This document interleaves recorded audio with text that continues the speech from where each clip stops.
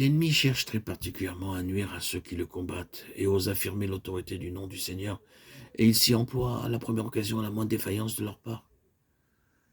Que le croyant parfaitement délivré de la possession, mais uni au Seigneur en esprit, puisse chasser les démons, il n'y a là rien qui doive nous étonner. C'est lorsque l'enfant de Dieu s'attache au mal, qu'il refuse de rejeter ce qui donne prise à l'ennemi, qu'une barrière s'élève entre lui et Dieu, et que la communion avec le Seigneur est interceptée. Le Saint-Esprit n'abandonne pas celui qui, par mégarde, a laissé pénétrer en lui un démon. L'entrée d'un démon dans l'homme ne fait pas de cet homme un démon non plus que l'entrée du Saint-Esprit en lui ne le rend divin, ne fait qu'il devienne Dieu. Dieu se sert de l'homme aussi longtemps que celui-ci est fidèle à la lumière reçue, malgré les inconséquences flagrantes de sa vie, que lui ne voit pas et qui cependant peuvent être une pierre d'achoppement pour les autres. Ceux qui s'emparent de l'autorité de Christ pour chasser les démons n'obtiennent pas un résultat identique. Ce résultat est en rapport avec la mesure de victoire personnelle remportée avec la mesure de connaissance et de discernement. L'une et l'autre sont nécessaires pour établir un surdiagnostic.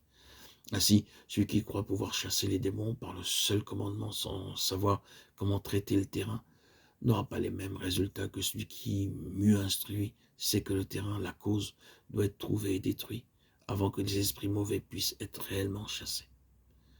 La connaissance, le discernement montrent aux croyants quand et comment le Saint-Esprit veut qu'ils s'emparent de l'autorité de Christ. Ainsi, chasser les démons est inutile lorsqu'il s'agit des mensonges de l'ennemi.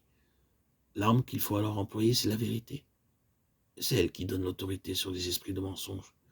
La vérité dite avec la certitude donnée par la connaissance que c'est bien cette vérité-là qui rendra l'âme libre.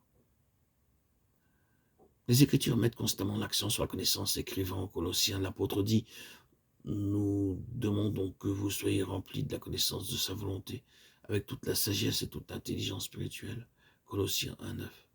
C'est ici la vie éternelle de te connaître, dit le Seigneur, dans la prière sacerdotale, Jean 17,3. Si nous marchons dans la lumière, nous avons communion avec lui. 1 Jean 1,7. Marcher dans la lumière, c'est connaître Dieu.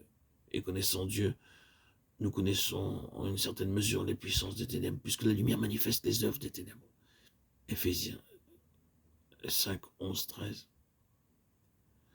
Ceux qui ont atteint la stature d'homme fait ont le sens exercé par l'usage, même qu'ils en ont fait dans le discernement du bien et du mal. Hébreux 5, 14. Le croyant doit être prêt à payer le prix de cette connaissance nécessaire au discernement, car comment s'opposer-t-il à quelque chose qu'il croit être de Dieu ou juste ou indifférent? Il faut qu'il sache.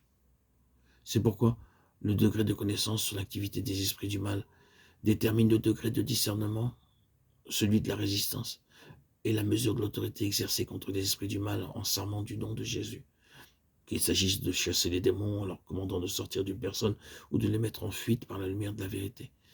L'enfant de Dieu doit être au courant de leurs artifices, de leurs intrigues, de leurs méthodes, de leurs accusations et insinuations. Il doit savoir que les mauvais esprits peuvent jeter des fardeaux sur son esprit et en découvrir là où les causes et qu'ils peuvent semer des obstacles sur sa route pour être capable de discerner toutes ces choses et de leur résister.